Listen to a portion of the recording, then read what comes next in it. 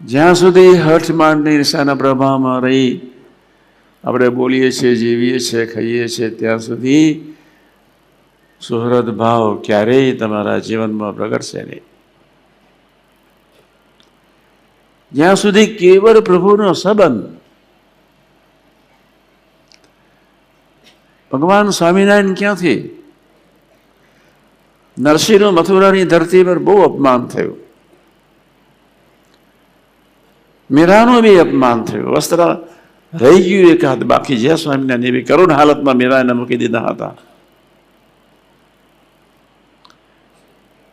બિચારી ગાયા કરતી હતી, ધન્ય હો વંદનાવન વટ વૃક્ષની છાયા રે અહીંયા હરી બેસતા.